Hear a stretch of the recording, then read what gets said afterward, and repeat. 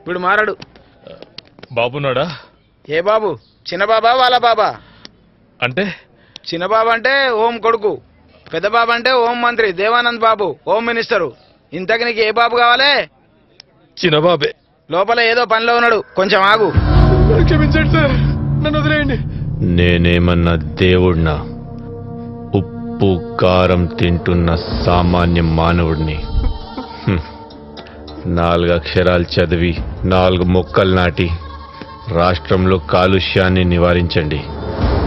అంతేగాని రాజకీయాల్లో దిగి రాష్ట్రాన్ని మార్చేయాలని అనుకోకూడదు. ఏంటి, నా నియోజకవర్గంలో నా గురించి బ్యాడ్గా ప్రచారం చేస్తున్నావంట? నన్ను వదిలేయండి, నాకు రాజకీయాలు వద్దు సార్, నేను వెళ్ళిపోతాను సార్. లేదురా, మీరు చదువుకున్న వాళ్ళు కదా, మార్చేస్తారు.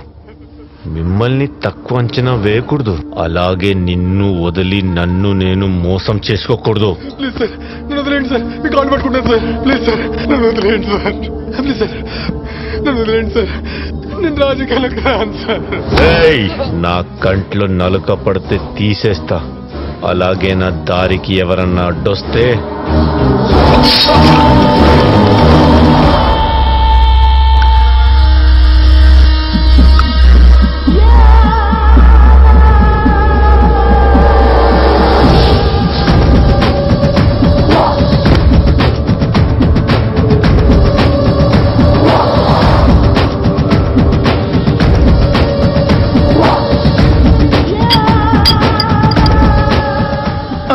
బాబు మిమ్మల్ని కలవడానికి వచ్చారు. అన్నా అది దెబ్బలు తిని నా ఓదార్పు కోసం వచ్చారా? ఎవడినైనా తన్నొస్తే గర్వంతో గంతేస్తా గాని ఓటమిని ఓర్చుకునే టైప్ కాదురా మనది.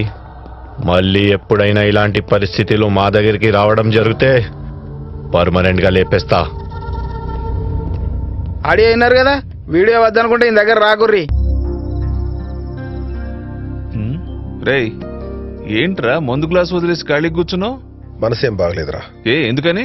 చైతన్య గురించిరా. వాడికి తల్లి లేనిలోటు తెలియకుండా ఉండాలని గారాబంగా పెంచాను. వాడి ప్రవర్తన చూస్తుంటే మీ సంధ్యా చందుల్లో కాకుండా కాలేజీలో గొడవలో ర్యాగింగ్లంటూ తిరుగుతున్నాడు. రే, వాడే తెలుసుకుంటాడులేరా, అయినా మేమంతలేమా? అంతెందుకురా, వాడి ఆలోచన విధానాన్ని మనం మార్చగలిగితే వీళ్ళెవ్వరూ పనికిరారు. అంత తెలివిగలడు వాడు. పదరా, చైతన్యతో మాట్లాడదాం. వాడు చిన్న పిల్లాడురా, వదిలేయండి. Alcohol back. ఏంటంకల్ పార్టీ వదిలేసి ఇలా సిగరెట్స్? వదిలే. అవును, ఏంటి ఇక్కడ దెబ్బ? ఏం లేదు అంకుల్, కాలేజీలో చిన్న గొడవ. రే, కాలేజీకి వెళ్తే పుస్తకాలతో కుస్తీ పట్టామా, ఫ్రెండ్స్తో జాలీగా తిరిగామా అన్నట్టు ఉండాలి కానీ ఈ గొడవలేంట్రా? చైతన్య, నీ గురించి నీ ప్రవర్తన గురించి మీ నాన్న ఎంత బాధపడుతున్నాడో తెలుసా? నా గురించా? ఎందుకు బాధపడటం? కాలేజ్లో ఇదంతా కామన్ అంకుల్. అంతెందుకు, మీ టైంలో ర్యాగింగ్ లేదా? ఉంది, మా రోజుల్లో కూడా ఉంది. ర్యాగింగ్ అనేది నదీ సంగమంలాగా ఉండాలి కానీ బీటల వారిని ఎడారిలా ఉండకూడదు. మన భారతదేశంలో వివిధ కులాలు, మతాలు, భాషా ప్రాంతాల సంఘ సంస్కృతి మిళితం చేసి ఒకే తాటిపై తీసుకొచ్చేట్టు ఉండాలి కానీ పులి జింకలను వేటాడినట్టు కాదు. అలాగే నువ్వు ఒక లీడర్ లాగానో హీరో లాగానో ఉండాలి కానీ విలన్లా కాదు. అలాగే జీవితంలో మీరు కూడా పైకి రావాలని, మాకంటే బాగుండాలని మీ నాన్న కోరిక, మా ఆశరా. చేతు, వస్తా పదరా.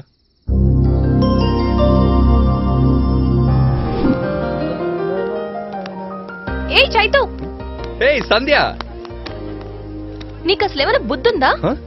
కామన్ సెన్స్ లేకుండా బిహేవ్ చేస్తున్నావు. What's the matter? అసలు నీకు ఆడవాళ్ల మనసు ఏంటో తెలుసా? ఎంత సెన్సిటివ్ గా ఉంటారో. ఏ చిన్న విషయానికైనా అప్సెట్ అయిపోతాం. సరే, విషయం ఏంటి చెప్పు. నువ్వు నిన్న చేసిన ఘనకార్యానికి ప్రణీత ఈ రోజు కాలేజ్ కి రాలేదు, అది తెలుసా? నేనేం చేశాను? అందరి ముందు అలా తిడితే ప్రణీతే కాదు, ఏ అమ్మాయి అయినా అలాగే రియాక్ట్ అవుతుంది. నువ్వు నీ బిహేవియర్ మార్చుకోరా. నువ్వు చేసింది కరెక్ట్ కాదు చైతు. ఇమీడియట్ గా ప్రణీత కాల్ చేయి. ఏం మాట్లాడుతున్నావు అసలు? లైట్ తీసుకో సంధ్య. నీకెందుకంత ఈగో?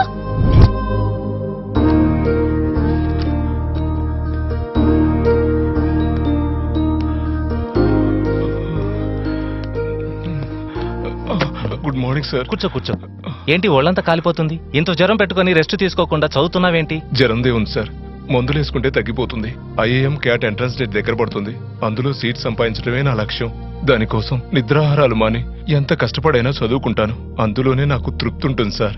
మరంత ఇంట్రెస్ట్ ఉన్నవాడివి కాలేజీకి కొట్టి ఊరికెందుకు వెళ్ళావు? మా నాన్న రోజువారీ కూలీ సార్. రెక్కాడితే గాని డొక్కాడని బీద కుటుంబం మాది. మా నాన్నకి జబ్బు చేసి మంచాన పడితే ఊరెళ్ళి వారం రోజులు పనిచేసి ఇంట్లోకి కావాల్సిన సరుకులన్నీ సమకూర్చొచ్చాను సార్. వెళ్ళను Balaraju. I really appreciate you. ఐఐఎంలో ఎంబీఏ చేయాలన్న నీ పట్టుదల, గోల్ చూస్తే నాకెంతో గర్వంగా ఉంది. నీ పట్టుదలకు రిజర్వేషన్ కూడా ఉంది కాబట్టి డెఫినెట్ గా నువ్వు అనుకున్నది సాధిస్తావు. All the best Balaraju.